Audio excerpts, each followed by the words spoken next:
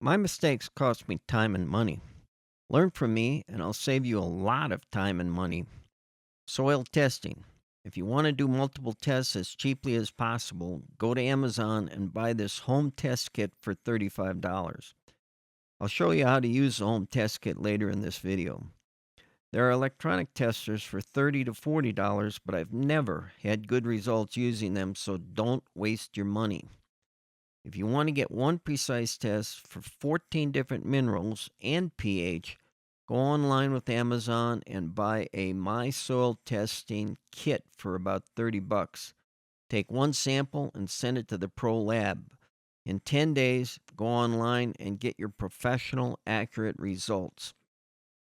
Next, dwarf trees and ultra dwarf trees have rootstock that starves the tree, which stunts their growth, so a dwarf tree won't get big. If there are any adverse conditions in your area, short growing season, cool nights in the summer down to 50 degrees, cold nights in the winter down to 0, these trees won't survive. It's better to buy standard or semi dwarf trees, and if you want them to remain small, prune the heck out of them.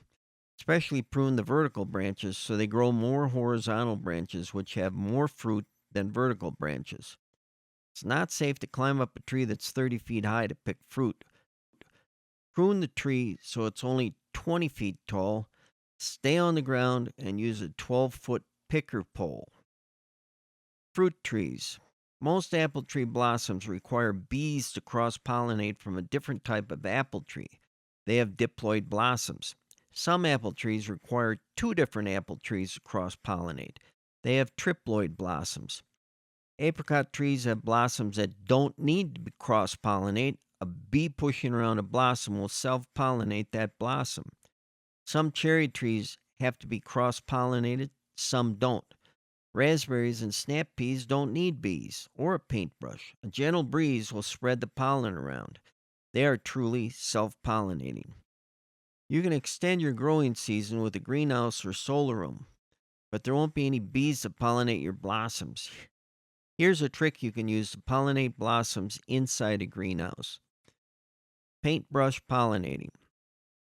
I'm pollinating these blossoms with a small artist paintbrush. This is the Ben Davis apple tree. Just rub the little paintbrush around on the blossom for a few seconds. Then, because you have to cross pollinate apple trees, go over to a different apple type and rub your paintbrush on a few of those blossoms. Paintbrush pollinate about 3 times during the week when the blossoms are big and fully opened. They should all be successfully pollinated. In another week, you'll see the stems have fattened up. Now in the solar room, it's May 11th. You can see we've got a lot of little apples growing on the Ben Davis. Too many apples for a small 5-foot tree, so we'll have to cut some of these little apples off and leave just a dozen. Ben Davis was the most popular apple 200 years ago because it's tasty, hard, and crisp, so it could be shipped in railroad cars without bruising. Stark Brothers sells them. StarkBros.com. Last summer, I left a red delicious apple tree in the solar room, which got up to 105 degrees on some days, and the ripe apples didn't taste good. So this year I'll use another fan and keep the solar room under 90 degrees. Excessive heat is bad for fruit. Here's one of my Hanson's cherry bushes. You can see I successfully hand cross-pollinated this bush with a different Hanson's bush. But these little bush cherries have pits, so it's not really worth it when we can get big cherries off a full-size cherry tree. Stella and Lapin are good cherries that are both self-pollinating. I've seen big flies land on blossoms. Maybe they're eating some pollen. Big flies will pollinate blossoms too. The fruit that is the easiest to grow is raspberries. They grow like weeds, sprouting up, spreading out, growing 8 feet tall, unlike strawberries that only grow 6 inches tall and take up a lot of space. Raspberries blossom around mid-June, well past blossom-killing late frosts. When is your last frost? That's an important consideration when growing fruit trees. A late frost will kill the blossoms. What do you want to grow? Fruit trees, potatoes, beans, vegetables, corn? They are fairly easy to grow and don't take all that much work if you learn the basics. The most important ingredients for successful gardening are regular watering, max hours of sunlight, good soil, an agreeable temperature, long growing season, and no pests in that order. The Arkansas Black is an apple that has a reputation for tolerating hot temperatures, but it is a triploid, requires two other pollinators and itself, which is a poor pollinator. Do you have neighbors with apple trees? Most triploid trees, like Arkansas Black, Winesap, and Stamen Winesap, are great tasting and store for a long period, but they won't ripen till October. Fuji and Brayburn aren't triploids, but they won't ripen till October either. A hard frost in September will keep those apples from ripening. If you need two trees that have great apples, blossom easily, and will ripen by late August or early September, grow a gala with a Honeycrisp tree nearby. Other early ripening trees are Granny Smith, Jonathan, and Macintosh. It's difficult to find fresh snap peas in a grocery store, and they're so good sauteed with the meat and rice dish. Rice is very difficult to grow, but brown rice or dried beans will store well in a cool, dry room for 10 years. Every survivalist stores 600 pounds of brown rice and beans. In a 6-gallon bucket, 1/3 cup of 6-4-4 fertilizer once or twice during the growing season is plenty. If it's still freezing at night outside, you can get a head start by planting a few seeds in a 6-gallon bucket or individually in small buckets. In 2 or 3 weeks, you'll have to transplant them into your garden or into individual 6-gallon buckets. Use a small shovel, divide the plants with a long, dull knife, separating the roots from each other, and transplant with a cup size or bigger lump of dirt to keep the roots intact. Lightly water the plants around the plant stem every day for a week till the roots are established again. Mice and chipmunks can eat small corn plants, but nothing eats potato leaves. They are toxic. Aluminum plates that blow and make noise in the wind will keep most four-legged pests out of your garden. You can protect fruit trees with nets. Other tricks are scarecrows or stuffed owls sitting on a perch. You might laugh, but they actually make plastic owls that have heads that move back and forth in the breeze. In this clip, it's the middle of July. The apples are looking good for a small tree. In this clip, it's September 3rd. Honeycrisp apples are one of the best tasting apples, especially fresh off the tree.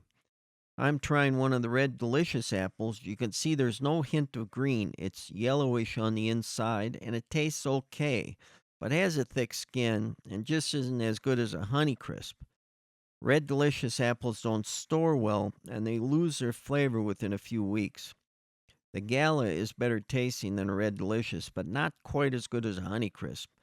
But the Gala does ripen in the middle of late August, 2 weeks earlier than the Honeycrisp. It's difficult to know when a Granny Smith apple is ripe because it just stays green. Try eating one every week during August and September to figure out when they're ripe. It's going to be sour and tart, but it'll wake you up in the morning. Write down the date when they tasted the best so next year you'll know when to pick. If you like apple pie, Granny Smith apples are the best tasting. Macintosh is a good tasting apple fresh off the tree, but they don't store well. And even in the fridge, you'll start to lose their flavor in about 2 weeks. This tree is still in its bucket, about 8 feet high, but it had some good apples.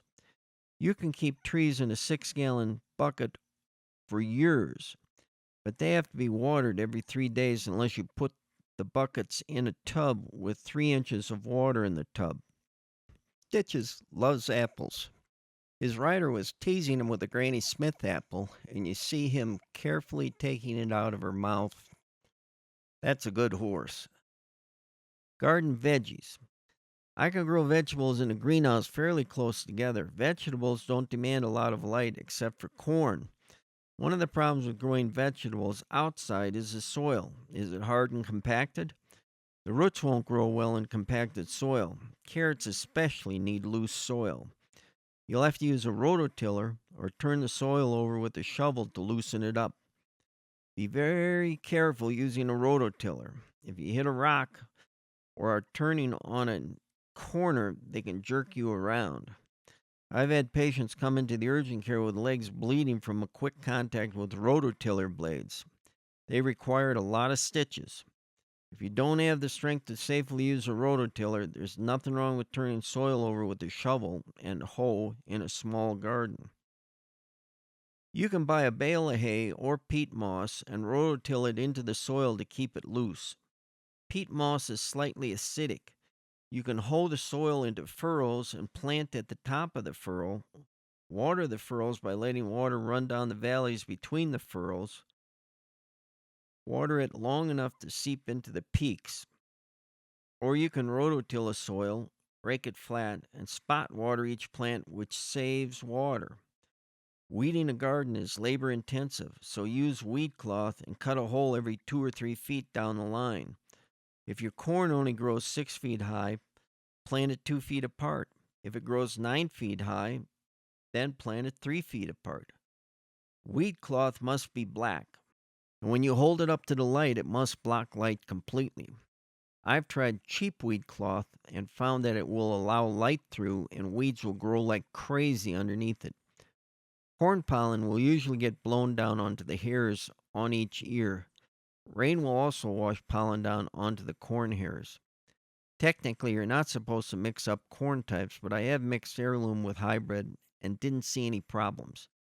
Hybrid is sweeter than heirloom, but heirloom does have a rich, full flavor.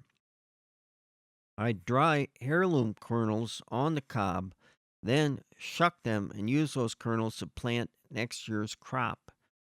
If you shuck dried hybrid seeds off one of your hybrid ears and then plant them, you won't get as good a results as buying a new package of hybrid seeds at the store. Using shucked hybrid seeds will cause some of the ears to look mutant stunted. So heirloom corn is a big advantage.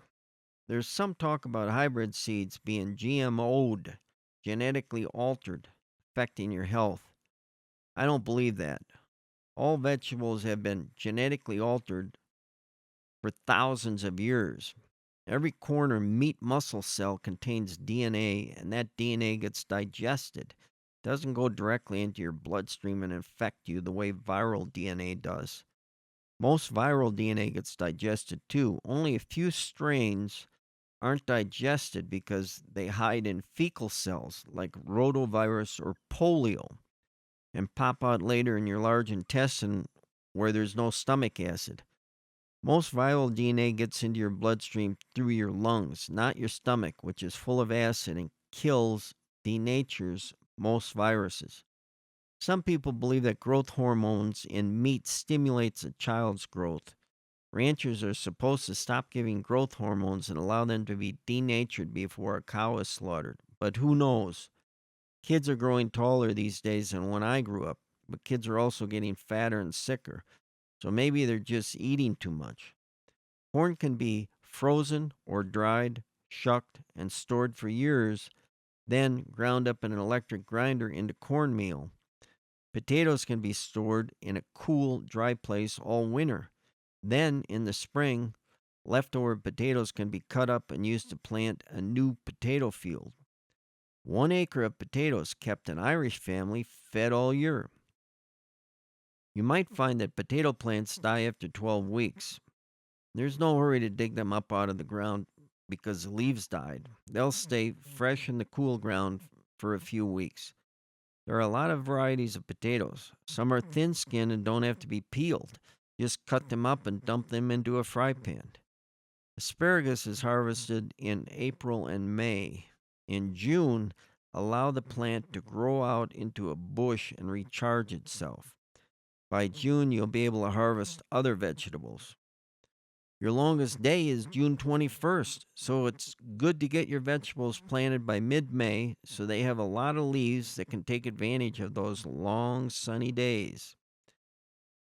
If you could get a hard frost in early June, then you'll have to start plants in your house or a greenhouse and replant them after the possibility of a hard frost is over. If you start them in 6-gallon buckets, then move them outside in mid June, you can get the max sunlight and won't have to water when it rains. You can even move them back into the greenhouse before the first fall frost and really extend your growing season. Corn really benefits from a lot of direct sunlight and won't grow quite as well in a greenhouse where taller plants, trees, and walls will cast shadows. But the nights are warmer in a greenhouse. This means that 65 days to maturity does mean 65 days to maturity. But without direct sunlight in the greenhouse, your corn plants will be smaller. If you're extending your growing season with a greenhouse, plant corn that is 80 days to maturity so they grow as big as possible. If you planted corn outside where the mountain nights are cold down to 40 degrees, then 65 days to maturity becomes 80 days to maturity. But outside with a lot of direct sunlight, the corn plants will get big. Potatoes require open ground or at least a big 10-gallon bucket. Potato and snap pea plants will benefit from standing upright, so use a tomato trellis to keep them upright. If you dry snap pea pods, you can plant them the following spring. If you let broccoli flower, which results in tiny broccoli seed pods, you can plant those tiny seeds the following spring. Don't bother trying to get those tiny seeds out of their little pod. Just cut the pod in half and plant it. Broccoli and potatoes have vitamin C and calcium.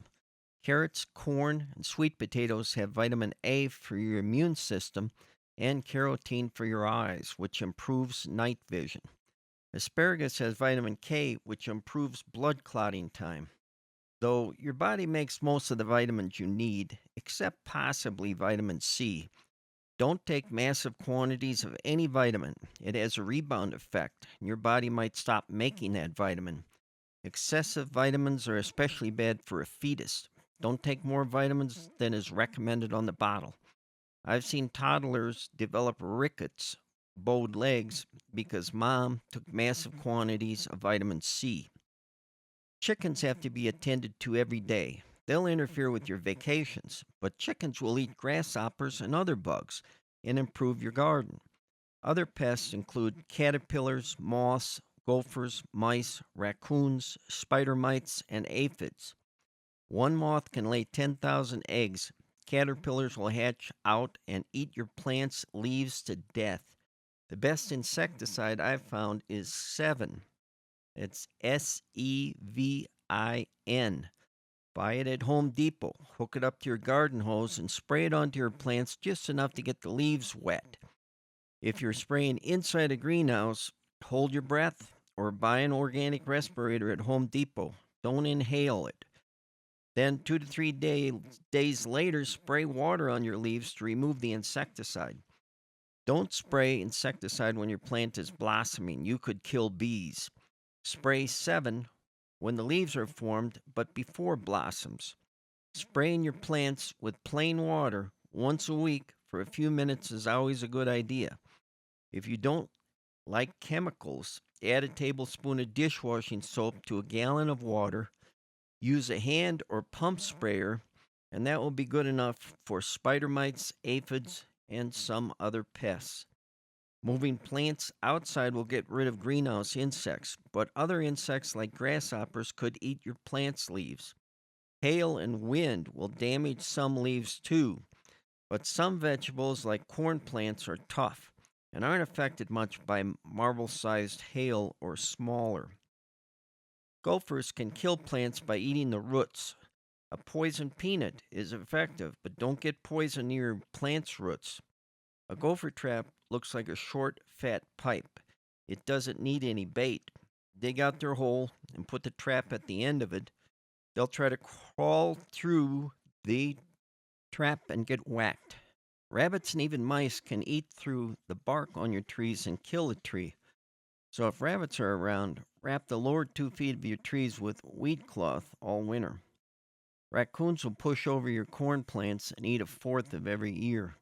Place mouse traps around your garden. They'll whack a raccoon's feet and he'll never come back. You can pick up ladybugs and toss them into your greenhouse. They give birth to nematodes that eat insect eggs and larvae.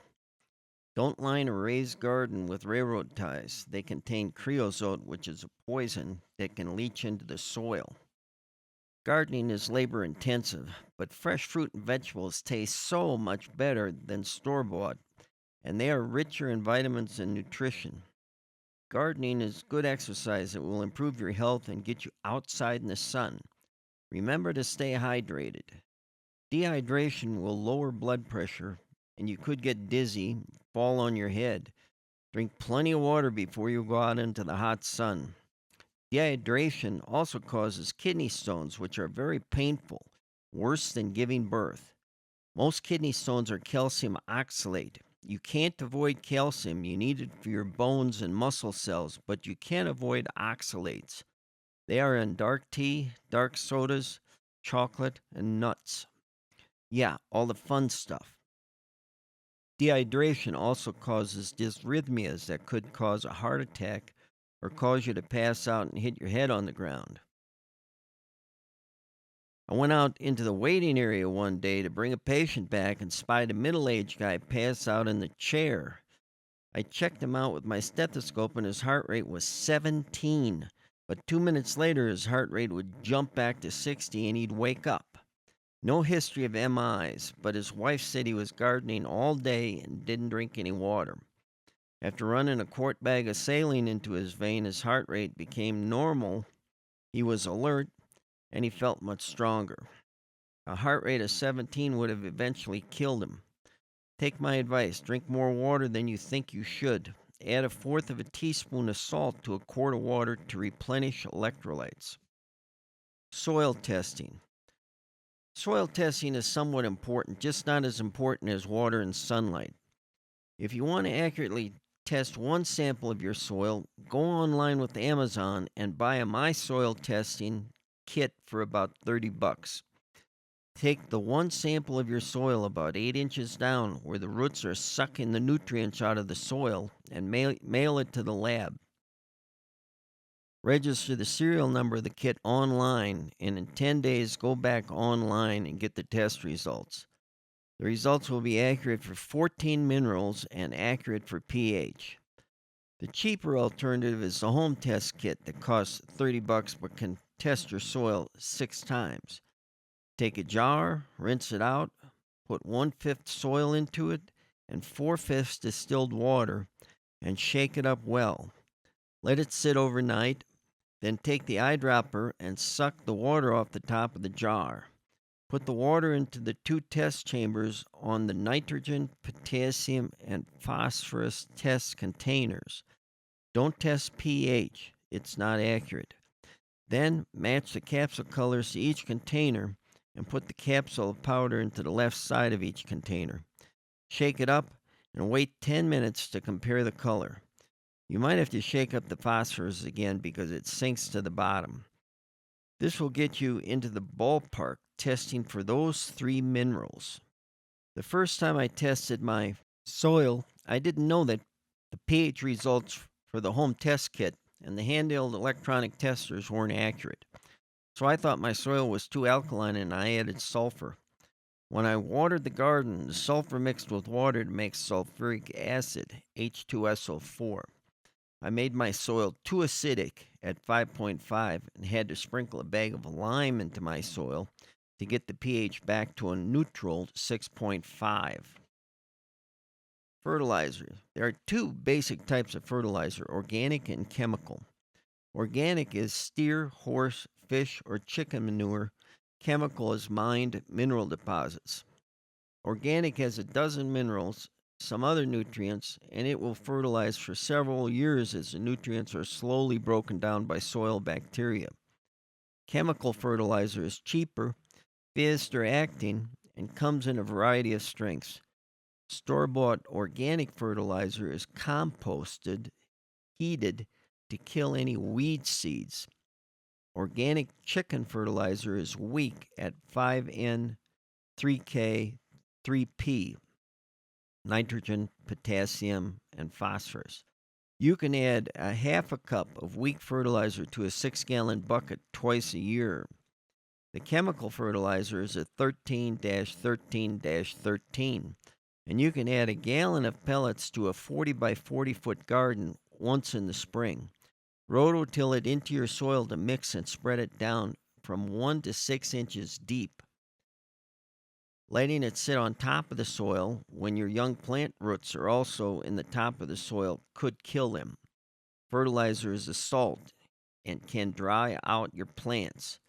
You can mix a quart of pellets into a 5-gallon bucket of water and spread it so it soaks 6 inches down into loose soil. Too much fertilizer can kill your plants. Not enough won't make much of a difference. Plants have an ability to suck what they need out of any soil. Nitrogen is most likely to be deficient, and you can get a bag of 30N, 0K, 3P fertilizer at Home Depot that is for lawns. But 30N is very strong, so limit its use. And don't buy weed killer fertilizer. Read the back of the bag. If it says it kills weeds, it could also kill your vegetable plants. Corporate farm fertilizer use. Corporate farms use a lot of fertilizer, toxic insecticides, and herbicides. This washes into our rivers and then into the oceans, which increases toxic red algae blooms and unoxygenated dead zones. In 50 years, we could see red tides the size of Texas on our oceans. With our farmland being bought up by China and rising energy costs, home gardening will become more popular and ultimately a necessity. And I'm not exaggerating the dangers of food shortages. Hungry people become lunatics. So learn and then teach your children. A study at a major university found that only 5% of college kids know how to garden or farm, and only 10% know how to make pancakes from scratch. Plant care. Plants growing outside can be eaten by bugs, raccoons, moles, stripped of their leaves by hail, blown down by a strong wind, and dehydrated by a lack of rain. The greenhouse with automated watering can protect your plants if they have enough sunlight and space. Galvanized buckets are very strong, durable, and come with a handle. Galvanized buckets can be used for 10 years or more before the bottom rusts out. I always put 5 or 6 quarter-inch holes into the bottom of your buckets. Potting soil works best for vegetables and small bushes, but you can compost horse manure and make your own very good potting soil. Stevia is a sugar substitute. Even with dry leaves, they're sweet without any calories. Next to the stevia is 2-year-old lingonberries. They're very slow growing and not tough enough to survive my mountain winters outside. If you buy your trees at a local nursery, the roots will be in great shape, already in a bucket. But if you can't find what you want, you'll have to go online and buy them at a mail order nursery. They'll ship them to you bare root in a plastic bag full of wet sawdust. Put them in a bucket of water for 3 hours so the roots start sucking water. It would be best to plant them in a 6-gallon bucket full of potting soil for a year to encourage the roots to develop before you plant them in the ground, which is hard on a young tree. In the fall, move the bucket into a garage or room that won't freeze during the winter months. During the winter, water them in the bucket at least twice a month. Don't let them freeze in the bucket, it will kill the roots. If you plant them in the ground, get the roots deep down below the freeze line. For the first year, if you're not getting any rain, water them every 5 days to help develop the roots. Once a plant's roots are developed, you don't have to water as much. There are a variety of timers to use that will automatically water your garden or greenhouse while you're on vacation. Can you leave an outside spigot on while you're on vacation? If you can't safely leave a spigot on, you can fill up a 100-gallon horse water tank and put a sump pump into it, then set the timer to water 20 gallons at a time every 5 or 6 days. Home Depot sells tubing and splitters so you can fasten the end of a tube next to every tree and plant. This little peach tree was successfully paintbrush pollinated. The tree is full of peaches. In April, I carry a couple of the blossoming apple trees outside for the afternoon for the bees. It's easy to move a small tree in a 6-gallon bucket. This is the Colette pear tree. It has a second set of blossoms a month after the first set. Great if the first set gets frozen off. The first set of pears are ripe in mid-August. I pick them and let them further ripen and sweeten on the kitchen table for a week. The second set will ripen in the middle of September. This is a blueberry bush. You can't hand pollinate them because the blossoms are like a little balloon with a tiny opening. You can't get a paintbrush in there. I don't know how the bees do it. Outside, its blueberries blossomed in early May and were frozen off. The following year, I planted this blueberry bush outside and it died during the winter. So I planted this hybrid Saskatoon blueberry bush in the greenhouse. It has normal blossoms which are easy to paintbrush pollinate. Cross pollinating is not necessary, and it has blueberries that taste just like regular blueberries. Apricots are ripe at the end of June or early July. Blenheim is the sweetest apricot. Tilton is the largest apricot. Moorpark is one of the best tasting apricots. Cut ripe apricots in half by running your knife around down to the stone. Most trees are freestone, and it's easy to remove the stone. If the tree is not freestone, let the apricot sit in a bowl for 3 days, and it will be easier to remove the stone. They're ripe when orange. If some fall to the ground and they're still yellow, let them sit in a bowl for 7 days, and they'll turn orange, get softer and sweeter. Dried apricots are the best dried fruit under the sun. Squash both halves flatter with a pickle jar cap or a spatula. Dry them till they're shrunken down but flexible like leather. If too dry, they're brittle like a potato chip. If not dry enough, they'll turn brown. Eating some dried apricots or pears in February while you watch a movie is a real treat. Zones. The U.S. is divided into gardening zones based on temperatures. In a fruit tree catalog, you'll notice that in the description of fruit trees, it mentions their zone. Sometimes 3 to 6, sometimes 5 to 8. This gives you a rough idea about the temperatures a tree will tolerate. Apricot and pear trees won't survive Minnesota winters, but some apple trees will grow just fine, such as the Honeycrisp, and some others, including crabapple trees. So don't grow in your area. Altitude can affect zones. Albuquerque is a zone 6. But I'm 3,000 feet higher up in the mountains where it's cooler, so I'm a zone 3 or 4. Minnesota has summer days that are 3 hours longer than in southern states, and warm nights around 75 degrees. In Minnesota, corn grows 9 feet tall. In the mountains, my summer nights are chilly between 45 and 55 degrees.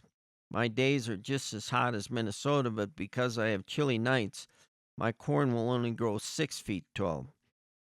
Minnesota gets so much rain that crops don't need irrigation. Crops grown in New Mexico require irrigation, especially in June.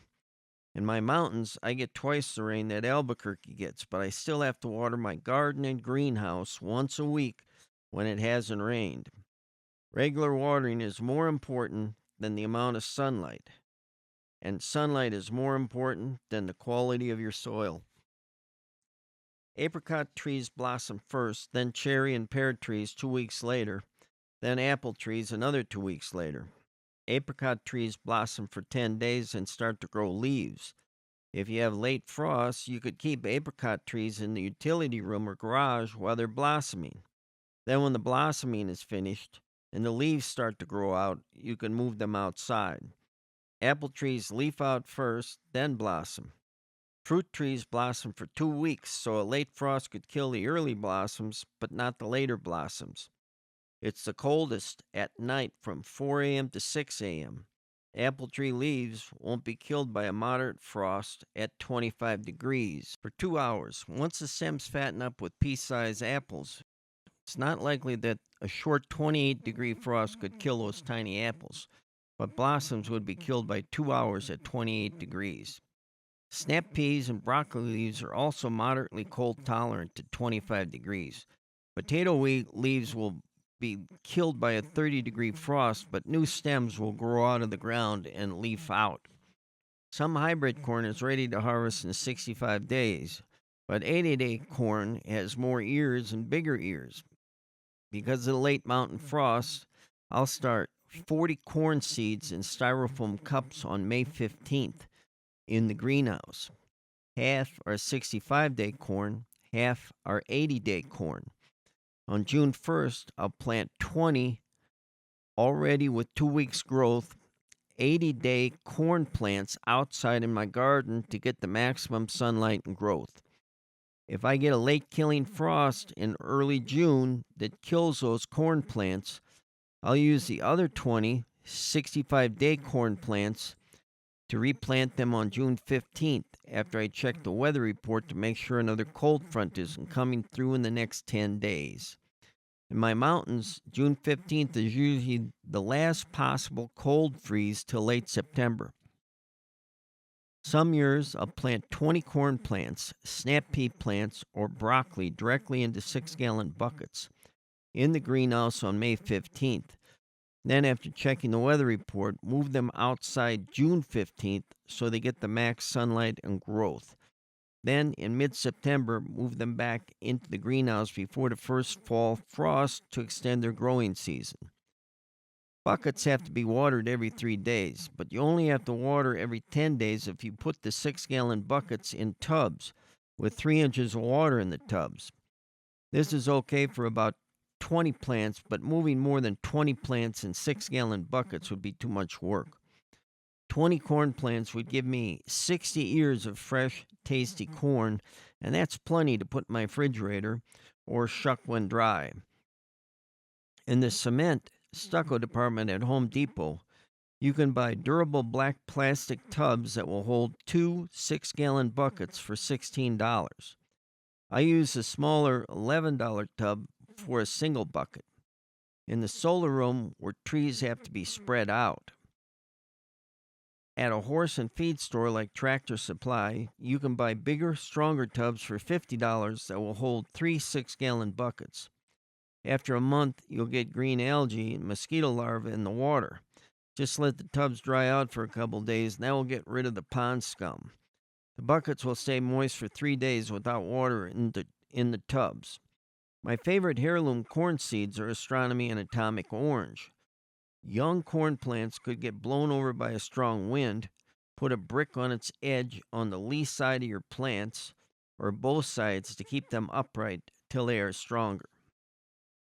During the winter, in the New Mexico mountains, the late time temps go down to 0 or 5 or 10, but once in a while 5 below.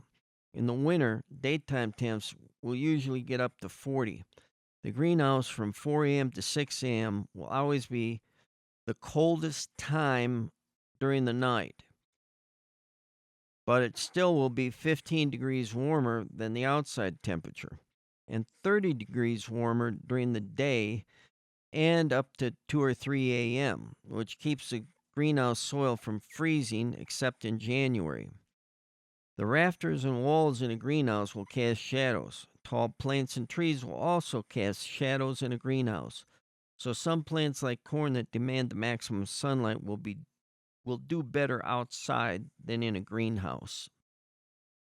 Apple trees demand more sunlight than apricot trees, may not give you blossoms if their growing season is short.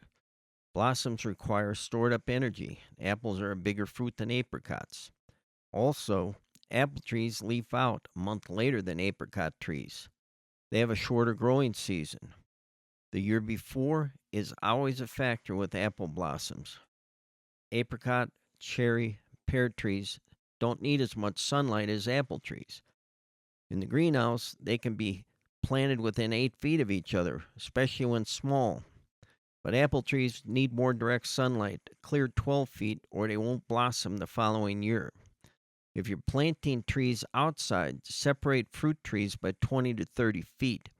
In the summertime, a northern state like Minnesota has 3 more hours of daylight than New Mexico, so longer days are also a factor growing fruit and vegetables. Most fruit trees could be grown in Minnesota inside a greenhouse or solar room. My solar room could get below 20 degrees during the winter nights and kill my fruit tree's roots. My solar room is connected to my utility room. Trees in 6 or 11-gallon buckets get moved from my solar room into my utility room in early November. After the leaves fall off the trees. My utility room isn't heated during the winter, but connected to my house like a garage. It stays between 40 and 55 degrees all winter, a perfect place to keep my little fruit trees during the winter. My solar room won't get below freezing at night after April 1st, so the fruit trees get moved back into the solar room then. Greenhouse. I plant fruit trees in the ground, inside a greenhouse, to extend their short, cold mountain growing season. To retard blossoming, I open the greenhouse windows on February 15th, and then when the fruit trees start to blossom around April 10th, I close the windows and hope that a late frost doesn't get below 15 degrees outside, which would make the greenhouse temps fall below 30 degrees at night and kill the blossoms. I open the greenhouse windows in mid-May for the summer and shut the windows in October.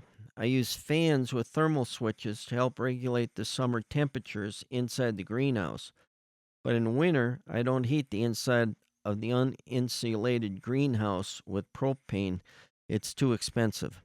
I can start young plants in the solar room around April 1st and inside the greenhouse around May 1st. The solar room is always warmer at night than the greenhouse because of the concrete floor absorbing then radiating heat at night. I tried putting 15 garbage cans full of water in the greenhouse to keep the temperatures warmer at night, but that didn't work to raise nighttime temps a single degree. Dormancy. Unlike pine trees, fruit trees have to become dormant for the winter, and they lose their leaves. A good temperature for dormancy is between 30 and 50 degrees. Count those hours and add them up. If the temp goes below 30 degrees, don't count those hours. If there's a warm spell and the temp goes above 50 degrees during the day, subtract those hours from your total. Apple trees need 400 to 600 hours of dormancy. Pear and cherry trees need 300 to 500 hours.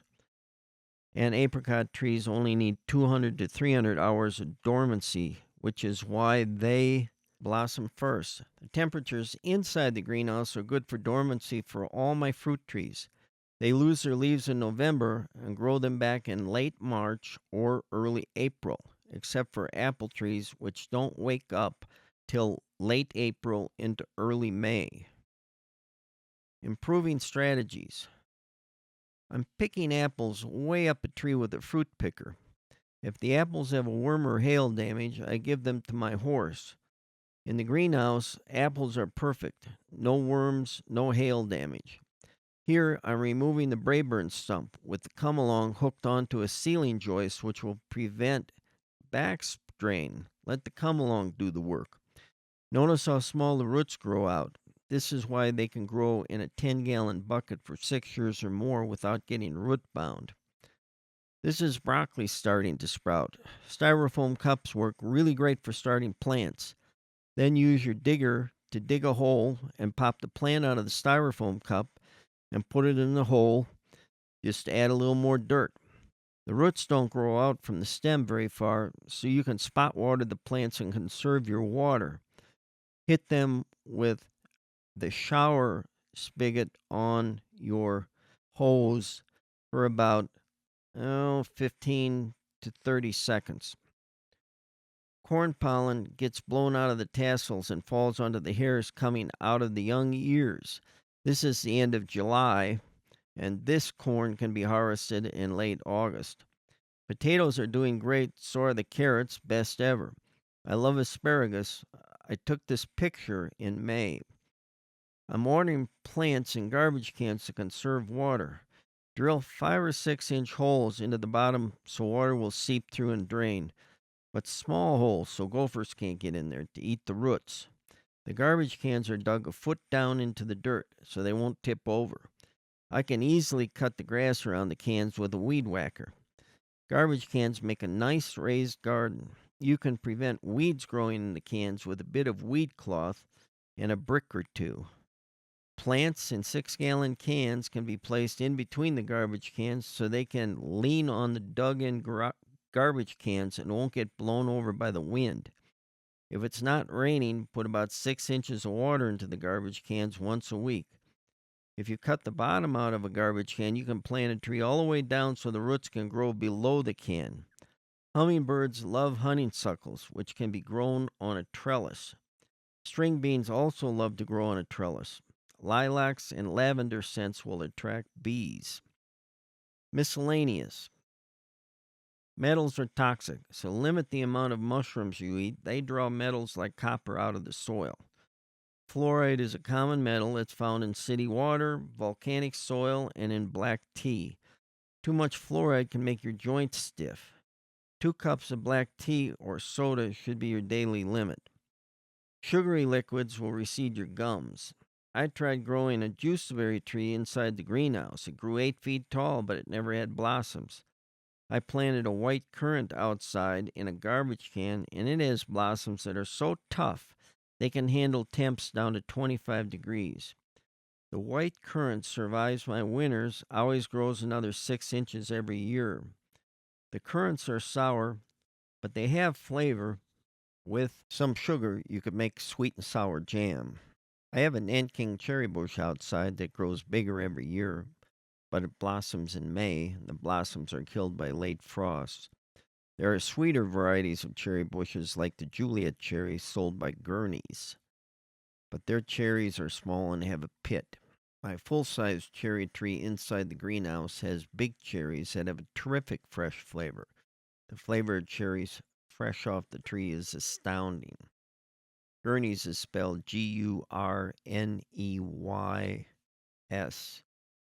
I tried growing a filbert nut tree and a walnut tree, and they survived my winters but didn't grow much at all.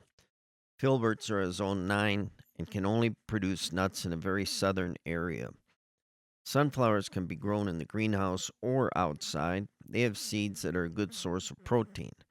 Shuck them, dip them in salty water, and roast them in a toaster oven for 10 minutes.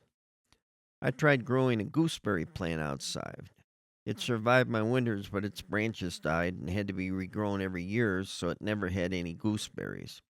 Difficult to weed. When you pull weeds out near a gooseberry, you'll get stabbed by nasty thorns. I can grow a Latham raspberry plant outside. Its first year canes will grow, but these canes die during the winter. Raspberries grow on second year Latham canes, so it never had raspberries. Some types of raspberries will have berries on first year canes and are considered everbearing. You'll have raspberries from late June till October. Peanuts, sweet potatoes, limes, and oranges need to be grown in the deep south, a zone 9 or 10. Don't waste your time trying to grow them anywhere else. My riding partner and I are at 11,000 feet, nearly above the tree line. The Molas Pass Trail near Silverton, Colorado is safe for horses, but it has a 4,000-foot cliff a quarter-mile past Crater Lake. I crawled up to the edge but couldn't stand up. Looking straight down 4,000 feet scared me to death. During the winter, the roots in 6-gallon cans were killed by 15-degree nights in the greenhouse. So any trees or bushes in a 6-gallon can has to be moved into a garage or utility room to protect the roots. When planting anything, you'll have to dig a hole below the freeze line in your area. You can't let roots freeze, they will die. My solar room is 8 feet by 24 feet. 2 fans with thermal switches are in the walls that the solar room shares with my house. There's only 1 month in the dead of winter when the solar room doesn't heat up enough to warm my house. I should have made the stem wall low and put in French doors so I could have easily wheeled buckets out into the garden using a dolly. My mistake. So I have to carry solar room buckets out through the house. My greenhouse is also attached to the house with windows that can be opened into the greenhouse. Open the windows and my house has a warm, clean, herbal smell. When I added the greenhouse onto the house, I knew enough to cement in a low stem wall for 6 feet and install French doors so I can easily move plants out of the greenhouse into the garden. Use a dolly for the heavy pots so you don't strain your back or knees. The French doors make moving plants easy. The greenhouse is 24 feet by 24 feet. I have an area with a big workbench that can be used in the spring to start plants, and even in the wintertime, the greenhouse heats up to 75 degrees with the windows shut, so I can do some work at my workbench. In the summer, I open up all the windows and use 2 fans to help cool the greenhouse. The solar room has 24 feet of 8 feet long clear UV stabilized roofing from Home Depot. The greenhouse has 24 feet of 12 feet long clear UV stabilized roofing on both sides of the peak. The clear plastic roofing does get slightly brittle after 10 years, so a bad hailstorm can put little holes in the plastic. When I replaced the roof, I put the old plastic on top of the new plastic roofing to protect the new clear roofing from hail. The ceiling joists are 10 feet above the dirt floor, and the peak is 16 feet above the dirt floor, so the greenhouse feels very large and spacious. The cherry tree, 2 apricot trees, pear tree, and 2 apple trees always need a lot of pruning every winter. They'll grow all the way up to the clear plastic and start to push on it. Outside, without the greenhouse, these trees would have their blossoms frozen off. Food and beef prices are going up. China is buying farmland in the U.S. Democrats want to jack up prices on electricity so they can subsidize and take over the energy business the way they took over healthcare, education, and the American family. Democrats will use their control to rob taxpayers blind. With communism, there's no middle class. It's just the rich and the poor. Learn to grow your own food as a safety net. I have elk and deer walking across my property a couple of mornings every week. Open borders or defund the police and military will cause rampages of criminals and possibly a civil war. How do you cook a frog? Heat the water up suddenly and he'll jump out of the pot. But raise his taxes slowly and you can slowly cook him up. Homegrown food tastes better and it's more nutritious. But there are other reasons to grow your own food. Growing plants and trees is creating life, and that's always good for your soul. Here are a few of my illustrations and cartoons that will get you laughing on your darkest day while we think about our futures. Today, only 1 in 3 Americans work, and that one has to support the other 2. That majority will elect socialists and communists who promise them the free ride on your dime, relentlessly raising your taxes, making everything unaffordable. Socialism is just a nice word for slavery. Communism is a gigantic organized mafia of politicians and criminals who are stealing your money and future. When Russia and China became communist, they each starved to death 50 million of their own people. We have a political party that has been constantly raising taxes, so it's impossible for average people to own a home and support a family. Our fathers were able to do it in the 1970s with low taxes and good jobs. But since 1970s, taxes have been going up, up, up, making everything unaffordable. But life is designed to be challenging, so we evolve our souls. Some people say that we're on the verge of a great change of consciousness, like the Industrial Revolution and Renaissance, only this time, a spiritual revolution where our lives become more creative. Look at the recent evolution in music, technology, art, and movies. We're living in an awesome era of human evolution. Well, we have a political party that will defund police, bankrupt businesses, so they can take them over. The Democrats have already taken over education, health care, and the American family. Today, we have the dumbest children, the sickest society, and most children are being raised without fathers. A $40 trillion debt can't be sustained. Like all Ponzi scams, it will collapse our economy. Our trading partners will stop taking our IOU. Democrats are going insane, castrating children, and Democrats will get more insane. Oceans make 65% of our oxygen, and our oceans are being polluted to death. Hypoxia could cause a great gestalt that could cause a change of consciousness, a rapid evolution of our souls. We can't continue to breed exponentially, crowd out, and kill off all non human life. Rich Democrats have a solution, but it's not a good solution. Democrats funded 120 biological weapons labs in 30 countries, and they gene spliced a deadly virus that killed 6 million people. That might have been a disappointment. They might have wanted to kill more. High taxes makes houses, cars, and electricity unaffordable. 1 million New Yorkers can't pay their electricity bill, but that's the communist plan. First, cause energy to be unaffordable, then subsidize the electricity companies, and then bankrupt them and take them over. You could freeze to death in your own home, like the 700 who froze to death in Texas a few years ago during a winter storm that froze up the windmills. Democrats opened our borders to an invasion of criminals that murder 100 Americans every week and smuggle in drugs that kills 3,000 young Americans every week. Democrats even funded Iran's technology to nuke our cities. Democrats will create chaos, anarchy, and rampages of murder in order to establish an ironclad dictatorship. They want power over you, and if you don't submit, it won't be good. How can you protect yourself and your family? Read my novel. It's full of strategies to protect yourself and your family. 5 strong, smart, skilled women and 2 men form an alliance that saves their lives from the rampages of criminal gangs and corrupt fascist politicians. My novel is full of clever characters and clever strategies. It has interesting dialogue between characters and a realistic, complicated romance. As my characters make deals, develop their abilities, resources, and alliances to organize a defense that saves their lives. Go to Amazon or Barnes & Noble and search Knight Rider and the Warrior Queen. It's a fun adventure story that will get you thinking about how to survive what's coming.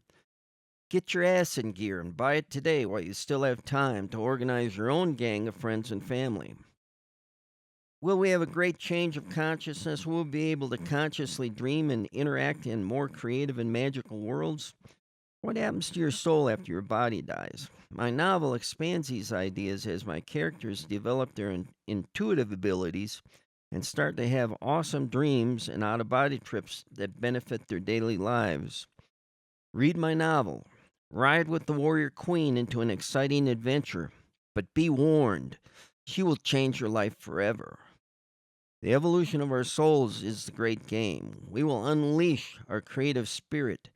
This is an exciting era to be alive. Think about it. There could have been nothing, no life, no consciousness, no planet to live on, no universe, and instead we have all this. We're all rich beyond our wildest dreams. The evolution of our immortal souls is unstoppable. Read my novel and enhance your life, abilities, and creative spirit. Break those chains. Push through those walls. Become that hero your friends will respect and admire.